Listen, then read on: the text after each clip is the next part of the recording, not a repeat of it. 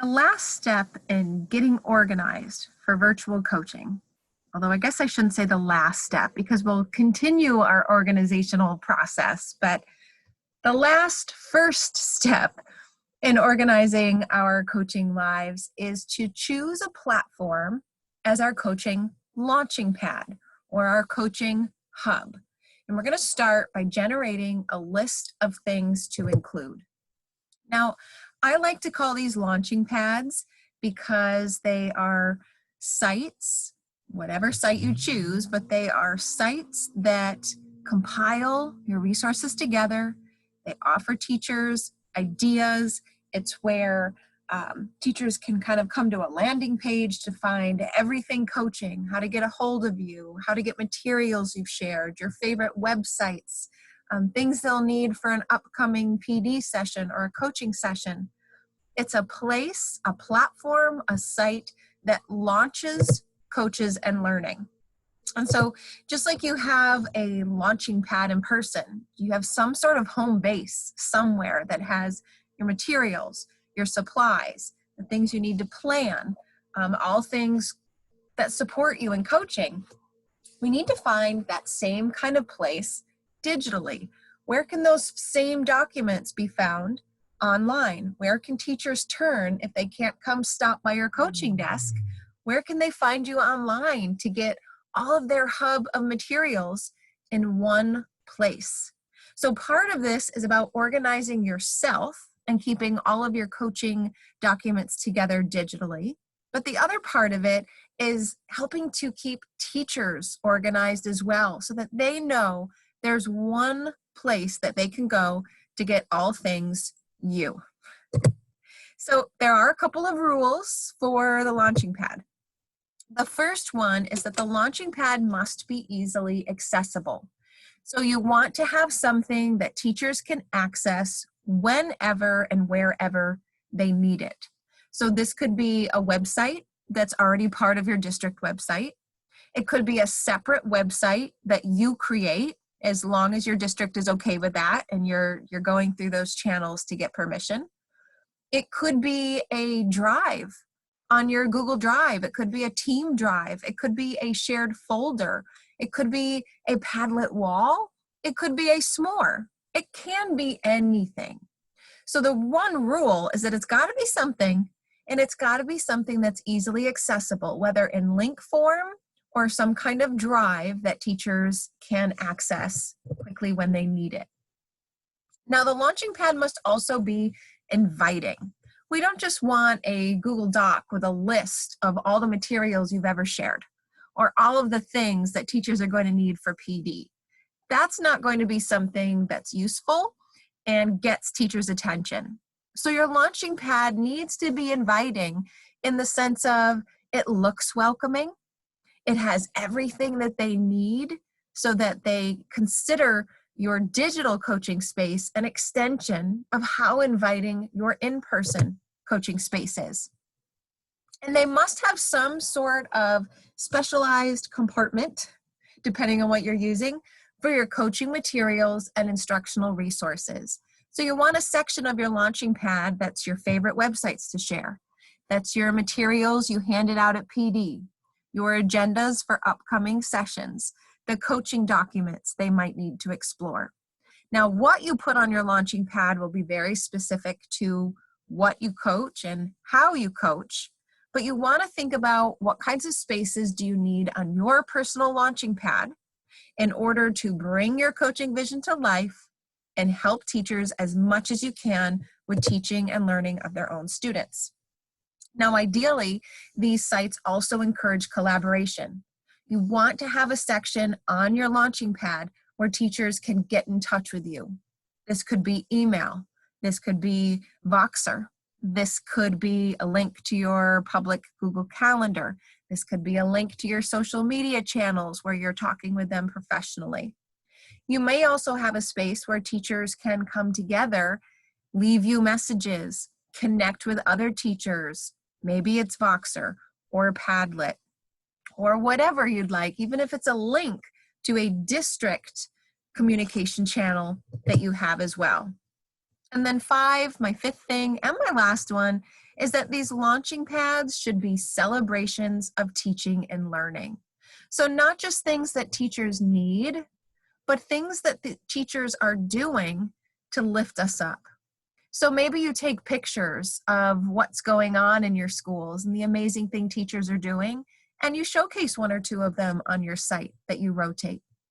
Or maybe you just talk about something that you saw or something that you did in a classroom and want to give a shout out to that teacher and invite other teachers to try it too. You want these launching pads to be these positive, wonderful places where teachers can drop in for inspiration or connection or ideas, information, and also celebration. So I want to take you on a tour of one particular launching pad that I really enjoy, and then give you a couple of other launching pads for you to explore on your own. Now, as we do this, I want you to think, what do I like about this site? What would I want to include on my launching pad, no matter what it looks like? So this is a site from South Glens Falls School District, which is near me. I know the coaches here very well, and I love them all. And so this is the site for their technology coach. And so it's called Bulldog Bytes. It is in the school's colors, which makes it inviting. We've got the logo there. And it is created through a simple Google site. So this is not part of the school's actual website. It's a extension of it where teachers all have access to it, as well as parents and the community as well. So we've got a welcome, right? It's a place to get inspired. We've got the contact information, as well as some of the more important documents that the coach uses often. So ISTE standards, the SAMR model, which is something that they're working on. You've got some more ISTE links. We've got some videos. If you're interested in learning about this, or this, you can head here, here, or here. More contact information at the bottom. And now she's built in these, let's see, these, what are these called? Headings, I guess, at the top. So I'm just going to click on some. Like, here are some sparks.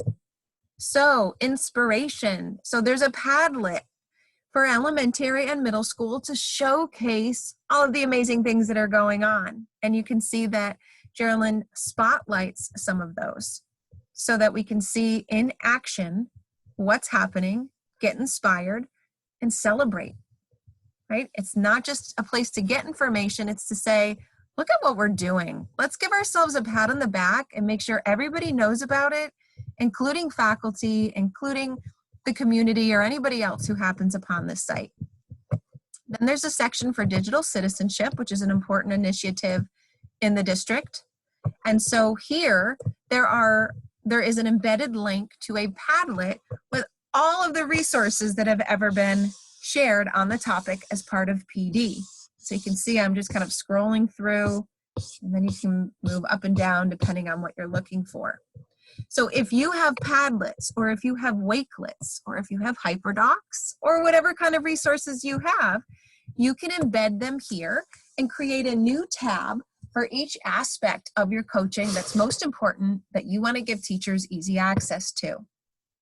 Now, Geraldine also offers monthly newsletters, and so she's embedded the s'mores that she's created right into the site as well.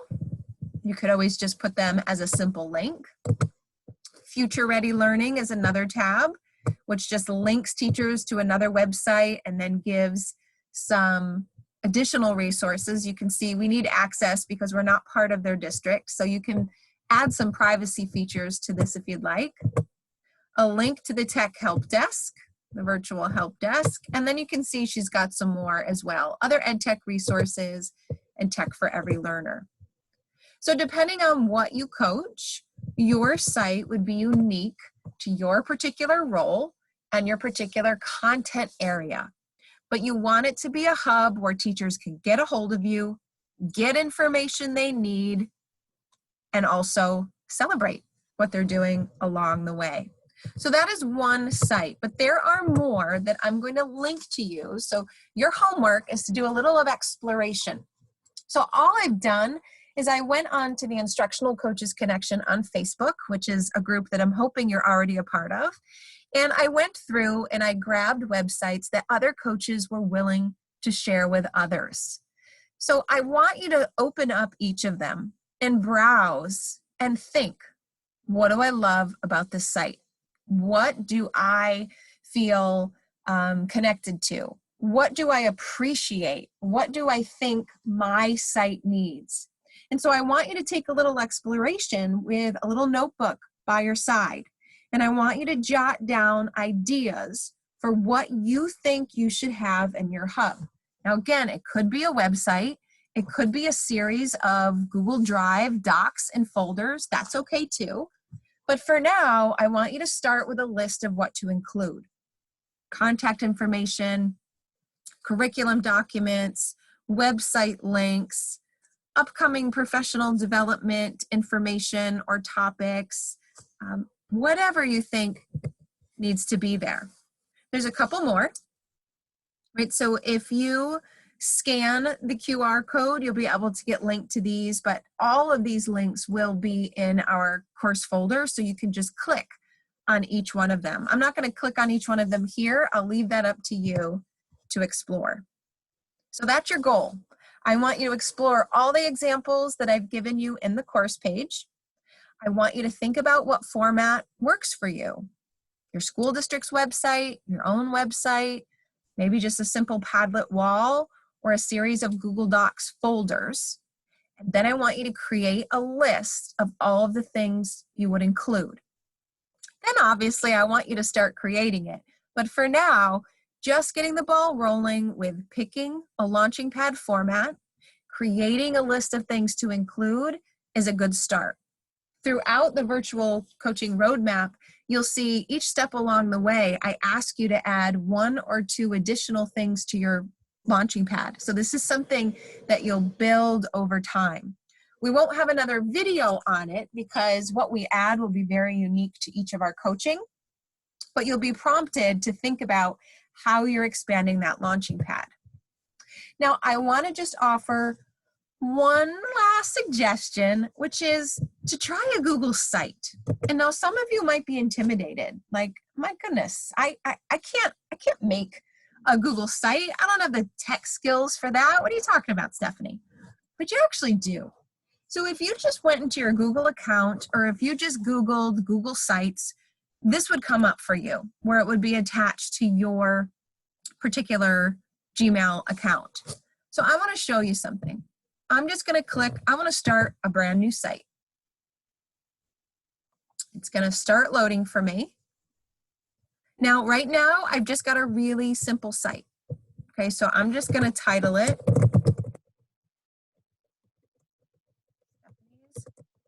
Launching Pad. I'm going to do Coaching Launching Pad because I already have one named. This is another example. And then you see, I'm just going to label it the Coaching.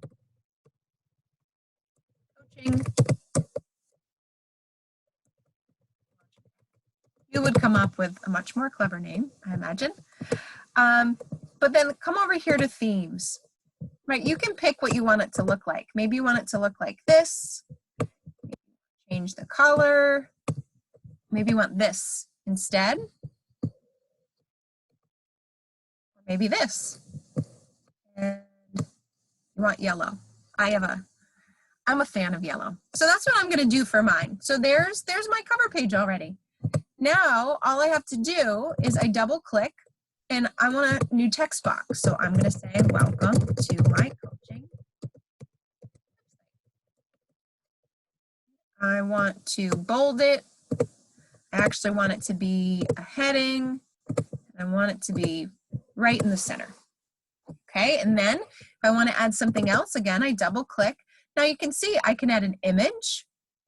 I could embed a link to another website. I could pull up something from my Google Drive, or I could upload something from my computer. So let's say I want to upload an image. It'll appear of where do I want to pull my image from. So I'm just going to click My Drive. Actually, it'll probably take a moment to load. Let's see what photos. I don't even know what photos I have here. Oh, I've got family vacation photos. Okay, so let's say I wanted to upload a photo. I'm gonna pick this one. This is actually a beautiful image I love because it looks like the wish tree, one of my favorite books. So you can see you can add a picture that just makes you happy, make it a little bit bigger, and then double click over here next to it, add a text box. Welcome. This website will have I can't type and talk, everything we need to learn together. Right? So you can do whatever you would like. So there's the home page. But what about the other pages? What about those beautiful drop-down menus at the top? If you click pages, you're gonna click new page, right? And so I'm gonna put favorite. Okay, so now I have a new page. See how it appeared at the top? Favorite websites. I'm going to double click. I'm going to add text. Maybe I put Unite for Literacy. I put Get Epic. Maybe I want some digital text here. Story, line, online. So all I need to do is open up another tab. I'm going to do Unite for Literacy. Copy it. I'm going to come back to my, there it is, coaching site. I'm going to highlight it. What I did there, I'm going to highlight it, link. There we go. Next, if you wanted to do something a little bit different, let's say you already have a page that you want to link to. So I'm just going to go to one of my Padlets, just as an example. So I'm just going to click on my virtual coaching toolkit as an example, just to make sure you know about it, you're using it. So I'm going to go back to our site. Now I want a new page, but instead of a new page like this, I want to just link directly to my Padlet. So I'm going to paste in my link and I'm going to say virtual toolkit. Now I'm done. So now when we look at the top, there's home. There are my favorite websites, and then it could redirect me directly to my virtual toolkit. That is as easy as this is. I told you it was going to be easier than you think. So I really recommend that you use Google Sites because I think a website can be inviting. It can better collect all of the information that you want to share with teachers, and it's easily shareable. The only thing left to do is come up here and click publish, and then share the link with teachers. You could put it on your school website, you could embed it in your email signature, send it out into an email blast, letting everyone know that you now have this site and ask them to bookmark it and start using that as your hub, your launching pad, so that teachers come to rely on the information there. So your homework, pick a platform, create a list of things to include, and actually get started creating the frame of it. Extra bonus points if you go to Google Sites and just create that shell. And then as a reminder, as we proceed through the virtual coaching roadmap, I will offer you ideas to add to your website or add to your launching pad as we go so that it develops over time. It's not something you have to have perfect, right? We don't need to wait until it's completely ready to share it. We want it to be a work in progress to celebrate coaching and celebrate learning. So there is your homework for today, and I will see you back for another video when you're ready for the next step.